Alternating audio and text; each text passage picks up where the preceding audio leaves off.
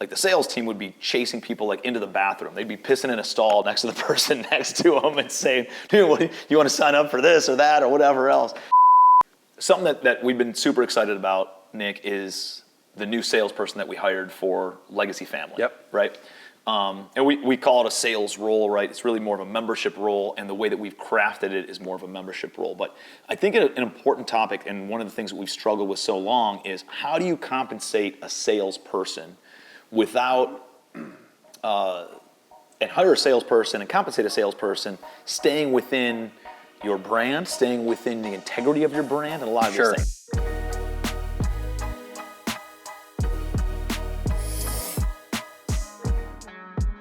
Let's go back, right? So in 2018, we partnered up with a publishing company who are fantastic people, right? I have a great relationship with them still today.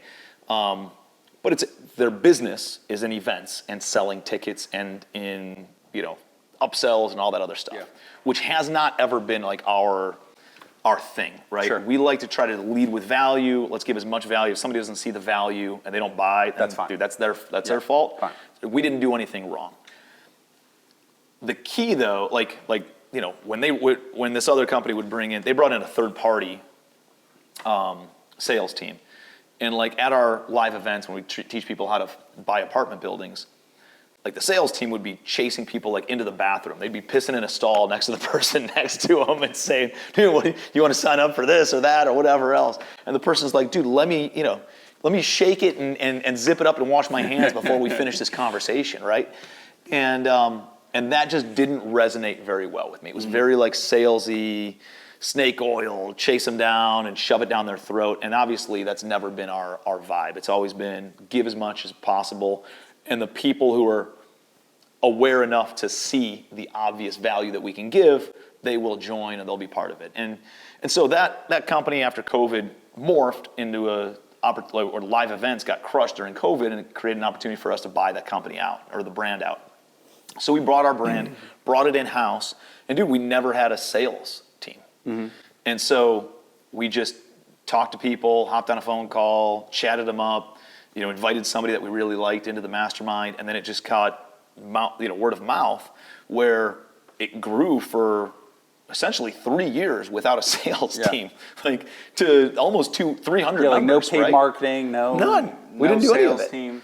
And so it was like extraordinary. And when I'd talk to people in the event business, they'd be like, "You don't have a sales? What do you mean you don't have a sales team?" Like, so we really were like this unicorn out there, but nobody's invincible, right? Mm-hmm. And at the second half of 2023, as interest rates kept on climbing and as the market really started squeezing, we saw a lot of attrition in the mastermind because people weren't making as much money in real estate or in whatever their traditional business was.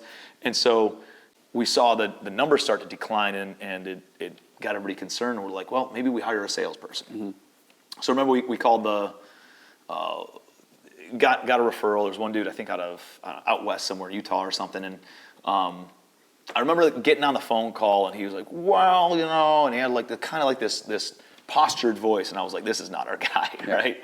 And I got him in touch with you just because I didn't want to make that decision on my own. I wanted you to talk to him, and then I think a couple other people on the team had also spoken to him. And it ended up, he saw that it wasn't a good fit for him either, right? Mm-hmm. Like to your point from the last video that we talked about, the team culture, and if somebody doesn't fit, they'll either weed themselves out or kind of expose themselves, and you can make that decision. So, and then your boy, Alex. Yeah, it was kind of crazy. So Alex has been a buddy of mine for a long time. We play flag football together. Alex, a couple years ago, maybe two and a half years ago, he messaged, he's like, hey man, he might have asked me out flag football. He's like, hey man, I know you do real estate, blah, blah, blah. Like, what's going on? So I gave him a free ticket to the virtual commercial empire. Mm-hmm. And I remember he was on it and he watched the whole thing. Like I saw him on the entire, like all 3 days or 2 days, whatever we were doing at the time, which was pretty cool. And then I think he might have came to another one at some other point, and then he ended up getting a job and basically grew to like head of acquisitions for a wholesaling company. Mm-hmm. And then we had just talked about this guy, about the sales role. And then he's like, hey man, can I give you a call real quick? Are or tomorrow, whatever. I just want to, talk through some things. And like, this is a day after we were like, maybe we should find somebody for this. And I was like, that's pretty weird. And I know that he's such a good kid. Yeah. Like, he's such a good guy. He's super nice. I know his family. I know everybody there. And we got him an interview, and obviously it worked out. We hired him, and so far he's crushing. Well, and he's doing a fantastic job, right? Yeah. Like, I mean, he's brought the skill sets over, but like there were a lot of hesitations in even hiring this role out because of all the bad taste we had in our mouth. That was the before. number one thing. I said, we cannot hire a shithead. Like, that is it. They cannot be a sleazy shithead. There's certain times when you can, be more salesy than others, but And I think it sells itself, right? Our mastermind, legacy family, how much value, like, dude, they want FaceTime? Dude, great. There's 6 opportunities to have FaceTime a year. There's daily boardroom calls. There's all this digital and virtual content and stuff too. And so like the value's obviously there, and it's probably the lowest price point or one of the lowest price point masterminds in the entire country. And our events aren't like other people's, right? Like, we cover breakfast, lunch, dinner, social activities. We're renting out Fenway in Boston one night and able to take private tours and eat dinner on the terrace, all the food, all the drinks, transportation, everything's taken care of, both nights and everything else. So it's like the value's there, and we just expect other people, I think, to realize the value, and so we don't talk about it enough. Yeah.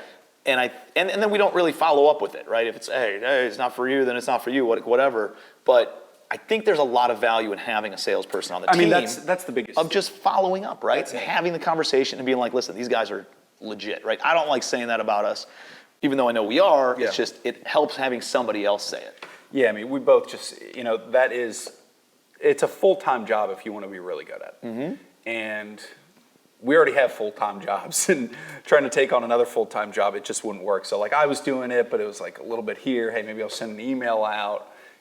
It's very sporadic, and his entire job is calls, follow-up. That's it. Yeah. And so in the last video, we talked about, how do you screen a new employee? And I think we hired based on good attitude, core values, right? And referrals. Right? Like, I know a lot of the people in our organization came from like 1 degree of separation. Yeah, because if he sucks, then I look like a dumbass. Exactly. Yeah. So you're not going to put somebody into this role that reflects poorly on you. Yeah. And like, dude, I've known Jed for how long? 20 years now, Jed? 2003 fall. Over 20 years. And so I knew what his work ethic was. I knew that his level of integrity, his level of loyalty, and his level of competence and his level of awareness and the comedic effect that he could bring to the organization. So like, when something turned in his previous role, I said, dude, awesome, let's make this happen, right? Yeah. Cameron came from a friend of ours who obviously spoke very, very highly of her. I went to school with Matt Carlin. I went to school with Fatty. I had Fatty as my attorney for 7 years before he ever came in-house, right? And so a lot of the people on our team, some people were mastermind members before they joined our team, like Lisa, right? Yep. And so a lot of the people on our team are like 1 degree of separation, where they came from somebody that we knew, that we really respected, and we knew that they would only give a good referral to somebody who was quality. And so I think that's a big point of why we hired Alex. Yeah, you texted me. I remember you said, would you bet your job on him? And I was like, I don't know about that, but I feel pretty good. Yeah. So, but we brought him on, and I think what we did really well was like the compensation package. Yeah. Right. And if you're hiring a salesperson and what you care about is not just sell, and just extract, like, that's not our vibe. It's develop the relationship, and over time, right, somebody maintains their membership for a long time because they want to be part of the community over time. And that was what I really wanted to convey, not only in conversation with Alex, but also in his comp plan. Yeah. So it's like, dude, guess what? If somebody quits or they're not a good fit, we have to remove them from the mastermind, then you're not getting fully compensated, because you just brought somebody in just because you wanted to sell a ticket, right? You need to make sure that these people are a good core values fit for our mastermind. And as you attract those people and they join and they stay, after they're there for a certain amount of time and you cultivate the relationship and maintain their high quality of membership, then you get the other half of your commission after a year or something, right? And so I think that's a really good way of, if depending on how your sales are, right? If you're in transactional business and you just want to sell stuff, great, compensate your salesperson based on front-end transactions. If you're trying to do relationship building and build a community out, then I think it's really important that you pay somebody and you compensate them based on, sure, some upfront, right, for doing the effort, and then some sort of either residual or some sort of like future sizable commission after a certain amount of time. And I think that's a really good way of structuring it. And I've seen that in like commercial leasing. When I was in New York City, I'd sign a lease and I get paid a certain amount up front. I'd get paid a certain amount after like 9 months and another certain amount after like a third after like 18 months. And so it incentivized me and the owner and everybody else involved to make sure that it's a good fit and they're going to stay in business. And I think that was a really, really good move of how we structured Alex's comp. Yeah. And so we gave him a baseline salary, enough where he's not stressed about money, but at the same time, not where he's like comfortable and laid up. And then pretty sizable chunk as somebody signs up, and then another sizable chunk after they've been on for a certain amount of time. And I think that's a really good balanced comp plan for a salesperson. Mm-hmm. Yeah, I think we nailed it with him, and you know, it's something that we could, you know, if we decided to grow even more, you know, it can very easily be duplicated because it's very advantageous to him and to us as well. But yeah, keeping people around for 12 months is the goal. I don't want to do anything. Well, dude, it's not good for us. It's not good for them. Yeah. Right. Like we know, you know, we've had this conversation. Is like, dude, the longer somebody is in an organization or in a mastermind, for instance, like that's when the relationships really start developing, where the trust starts developing, where their competency really gets conveyed. And then people start lending them money, or they start transacting on deals together, or business starts coming in whatever capacity that is. You start getting invited to weddings, and you start getting invited to baby showers and all that kind of stuff. Yeah, but it's like long-term relationships, and a lot of the business side of things compounds over time. So like we want people to have a long-term commitment to, you know, legacy family and the mastermind that we run, because we know that you can have a lot of success in the first 12 months, but really then it starts compounding in year 2 and year 3 and year 4. And we've only been doing this for 4 years. Yeah. And you take a look at the new people, what their business looks like in the first 12 months versus the people who've been there for 4 years or 3 years or 4 years. And it's like, look how much bigger their businesses are because they let that compound effect set in. And so I think conveying that to your salesperson and making sure that they're compensated in a way that directly incentivizes them to build long-term relationships with good people with good core values who want to stick around and want to build and the relationship-based versus transactional-based. I know I say that a lot, but like the relationship-based stuff is what we really focus on in Legacy Family. Yeah, I mean, you know, he hasn't even been out to a summit yet, but he's been to one of the meetups. He's been on weekly calls with us. He's talking with the team on a daily basis. He's reached out to all the existing members and had conversations with them, and he's really getting an understanding of the culture, right? And he's like, oh, well, is this somebody that we can go and grab a beer with? Is this somebody that we can go on a friggin' hike with and I want to talk to for 2 hours? Mm-hmm. And that's kind of his barometer of how we bring this person in, because can they hang? And are they a good person? Are they fun to hang out with? Like, do they have a good attitude? Are they positive? Are they more of a giver than they are a taker? Because we all know, if you've been in business long enough, that the more you give, dude, it comes back tenfold on what you receive. But you got to lead with the giving. And if you lead with the taking, that's just not a good fit. That's not for our organization, anyways. Mm-hmm. And so, yeah, I mean, it'll be really fun to see once he comes out to the summit and meets all of our members in person.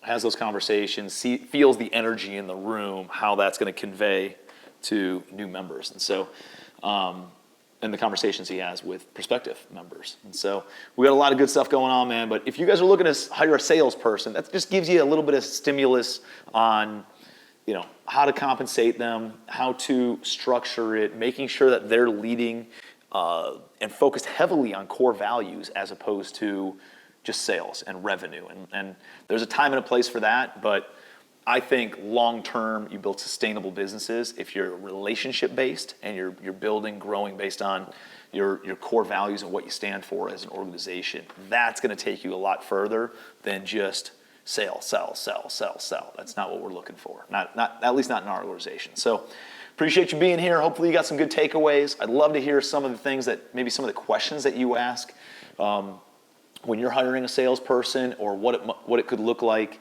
on a comp plan, how you've structured your comp plan for some of your sales folks. Put it in the comments below. I love seeing this stuff and seeing varying ideas and being able to bounce all these different thoughts off of each other. And so hopefully you got some good takeaways too. If you would, please like the video. Please subscribe to our channel. We're always trying to give as much value as humanly possible to you. And if there's something that you'd like to see us create a video on or give you some feedback on, put it in the comments. We're happy to make a video and shoot it out to you and spend some time on it, so that way you got some good insights onto how to scale your business and how to take it to the next level.